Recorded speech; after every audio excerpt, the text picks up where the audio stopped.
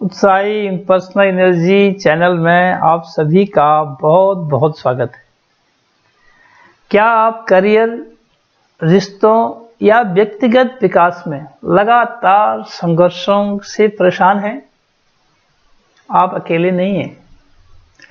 आज 13 नवंबर 2025 को हम एक ऐसा दृष्टिकोण साझा करने के लिए उत्साहित हैं जो कठिनाइयों के प्रति आपके दृष्टिकोण में क्रांतिकारी बदलाव लाएगा। हम सभी को समस्याओं का समाधान करना सिखाया गया है, लेकिन क्या हो अगर यह तरीका हमें एक चक्र में फंसाए रखे? एक ऐसे जीवन की कल्पना करें जहां कठिनाइयां बस गायब हो जाए, न तो उनसे लड़ा जाए, न ही अत्यधिक प्रयास से हल किया जाए, बल्कि वास्तव में उनके मूल में ही समाप्त हो जाए। यह कोई कल्पना नहीं है, यह ब्रह्म स्थिति से संचालित होने की वास्तविकता है। इस अवस्था तक पहुंचने और हर चुनौती के प्रति अपने दृष्टिकोण को बदलने की गहन सरलता सीखते हैं। यह वीडियो समस्या के अंतिम समाधान के लिए इस अवस्था तक पहुंचने में निहित गहन सरलता पर प्रकाश डालता है।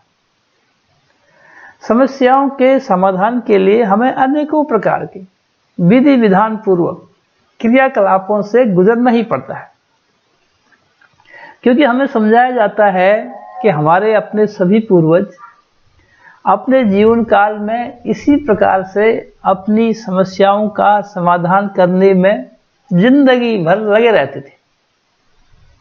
लेकिन देखने में यह आता है कि हमारी मूलभूत समस्याएं पीढ़ी दर पीढ़ी हमेशा एक जैसी ही रही और वही समस्या एक दूसरे को हस्तांतरित होती रही, अर्थात हर पीढ़ी एक ही समस्या के चक्र में फंसी रही। फलस्वरूप प्रत्येक पीढ़ी बार बार जन्म मरण के चक्कर में पड़ती रही। हमारे धर्मशास्त्रों में इसे 84 का चक्कर कहा गया है। जीवन की समस्याओं के संपूर्ण समाधान के लिए इस वीडियो को पूरा देखें, हो सके तो बार बार देखें, क्योंकि यह वीडियो हमें संसार में निर्भय होकर यात्रा करने में पूर्ण सहायक होगा। आध्यात्मिक विषयों पर वीडियो देखने के लिए अगर आपने अभी तक इस चैनल को सब्सक्राइब नहीं किया है तो पहले वो कर लीजिएगा। अच्छा लगे तो लाइक भी कर लीजिएगा, और अच्छा लगता है तो अपने दोस्तों में, शुभचिंतकों में शेयर कीजिएगा। जब मनुष्य को ब्रह्म ज्ञान की प्राप्ति हो जाती है तो उसे अपने आप की जानकारी हो जाती है कि मैं कौन हूं, मैं कहां से आया हूं, इस यात्रा की समाप्ति के बाद मुझे कहां जाना है। गोस्वामी तुलसीदास द्वारा रचित रामचरितमानस के उत्तरकांड में कहा गया है, ईश्वर अंश जीव अविनाशी, चेतन अमल सहज सुख राशि। इसका अर्थ है कि जीव ईश्वर का ही एक अंश है, इसलिए वह अविनाशी अर्थात नाश रहित, चेतन अर्थात हर समय जागरूक, निर्मल, पवित्र और स्वभाव से ही सुख की राशि है। यह जानकर मनुष्य ब्रह्म में स्थित हो जाता है, और ब्रह्म स्थित मनुष्य जीवन की हर चुनौती को सरल बनाती है। ब्रह्म स्थिति से कार्य करने पर सभी कठिनाइयां सहज ही दूर हो जाती है। ब्रह्म स्थिति से मनुष्य का मन भक्ति में रमण करने लग जाता है।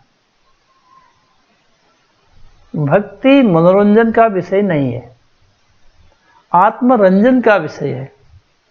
जो बहुत बौद्धिक होते हैं वे भक्ति में रस नहीं लेते, सिर्फ तर्क करते हैं। भक्त कभी तर्क में नहीं पड़ते। भक्त गुरु के वचन, गुरु के आदेश का पालन करते हैं, प्रभु में पूर्ण समर्पण करते हैं और भक्ति रस में डूब जाते हैं। भक्ति के संबंध में समस्त मनुष्यों को 3 भागों में बांटा गया है। ऐसे मनुष्य जो न तो भक्ति करते हैं और न ही भक्ति के बारे में कभी सोचते हैं, इनको अनभिज्ञ कहा जाता है। भक्ति की इच्छा भी उनमें जागृत नहीं होती। कुछ ऐसे मनुष्य जिनमें भक्ति भावना है और भक्ति करते भी हैं, लेकिन प्रभु परमात्मा के वास्तविक स्वरूप को जाने बिना ही केवल कामनाओं की पूर्ति के लिए अज्ञानतावश सकाम भक्ति करने में अपने अमूल्य जीवन को अर्थहीन बना लेते हैं। इनको सकामी भक्त कहा जाता है। इनको यह भी लगता है कि यदि भक्ति करने से कुछ भी लाभ प्राप्त नहीं हुआ तो फिर उसे करें ही क्यों?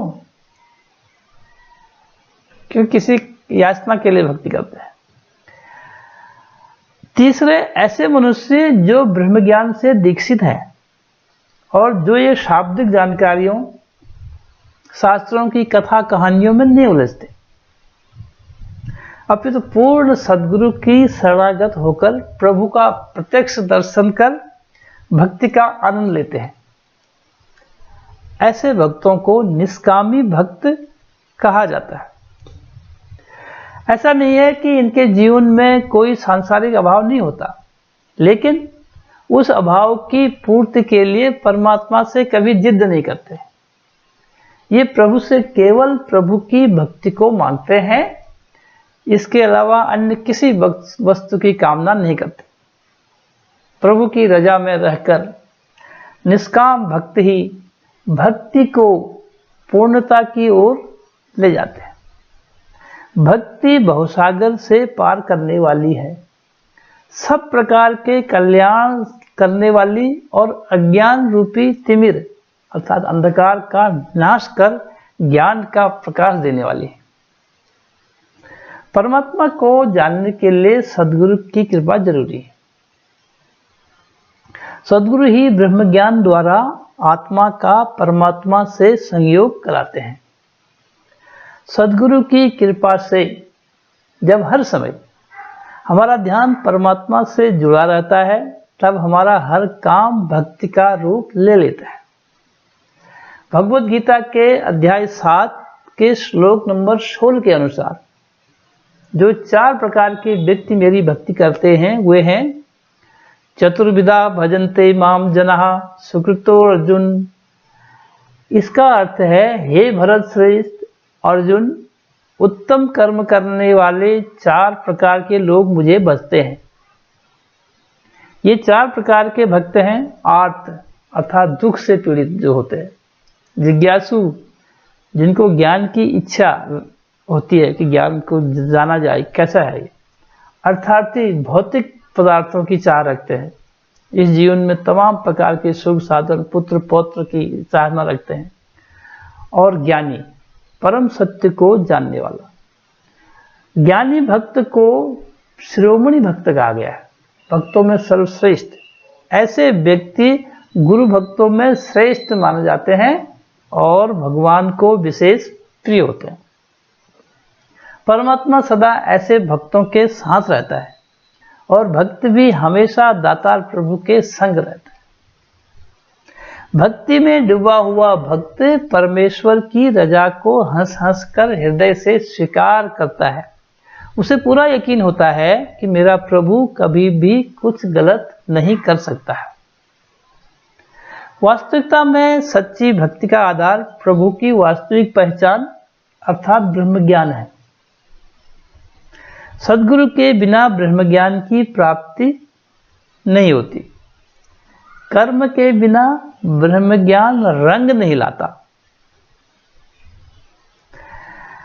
अर्थात ज्ञान, कर्म, भक्ति तीनों के समन्वय से ही मुक्ति का फल मिलता है।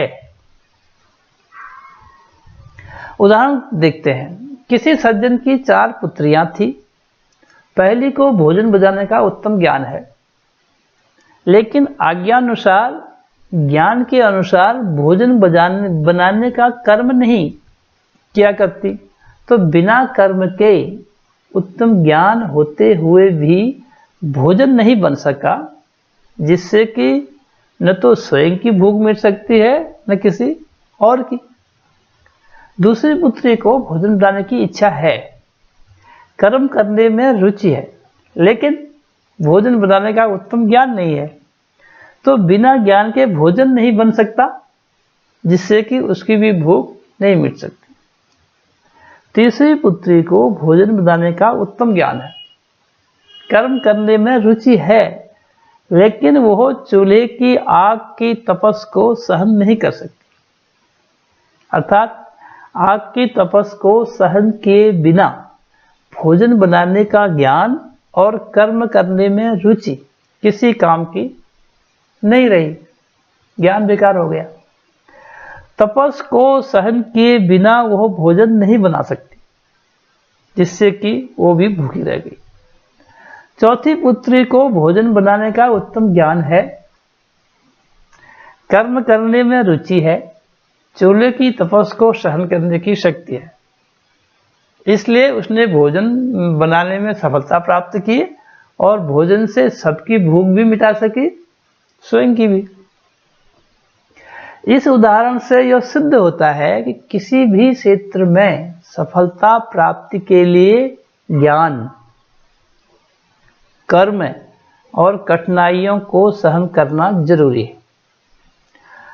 मानव जीवन की सफलता इन 3 तत्वों पर खड़ी है: ब्रह्म ज्ञान, कर्म और भक्ति। अगर ब्रह्म ज्ञान न हो तो कर्म में जड़ता आएगी और भक्ति गलत दिशा में जा सकती है। अगर कर्म न हो तो भक्ति हवा में रह जाएगी और ज्ञान भी बेकार हो जाएगा। अगर भक्ति न रही तो कर्म शुष्क बनेगा और ज्ञान भी उन्मत्त होकर रहेगा। तीनों की जरूरत है। इन तीनों के समन्वय का परिणाम है मुक्ति, समाधान, सारी समस्याओं का अंत। भक्ति समर्पण, निश्चल एवं निष्काम भावना से होती है। भक्ति से भक्त कायरता को नहीं, वीरत्व को प्राप्त करता है। भक्ति कर्म से भगाती नहीं है, ये गलत धारणा है। यह भक्ति कर्म से नहीं भगाती है, यह कर्म के प्रति जगाती है। भक्ति ही इंसान को दुनिया में जीना सिखाती है। दागी को बदलने के लिए भक्ति एक क्रांति है। भक्ति का अंकुर सत्संग से ही पुष्पित और पल्लवित होता है। सत्संग में सद्गुरु से ज्ञान, कर्म और मुक्ति की प्रेरणा मिलती है। सत्संग में जाने से संतों के प्रवचन सुनते सुनते प्रभु के प्रति निष्ठा, श्रद्धा, कर्तव्य निर्णय, निसंशयता, संदेह रहिता आती है तथा मन संयमित और संतुलित होता है। इससे निष्काम कर्म करने एवं ज्ञान को कर्म में ढालने की प्रेरणा मिलती है। परमात्मा के वास्तविक स्वरूप को अंगसंग जानकर निष्काम कर्म के साथ सच्ची भक्ति करने वाला भक्त चारों तरफ के वातावरण को सुखद एवं सुंदर बनाने में सफल होता है। भक्त सद्गुरु दातार की भक्ति करते हुए 84 के चक्र से मुक्ति पा जाता है। अपना अमूल्य समय निकालकर वीडियो देखने के लिए आप सभी का बहुत बहुत धन्यवाद। I love you all.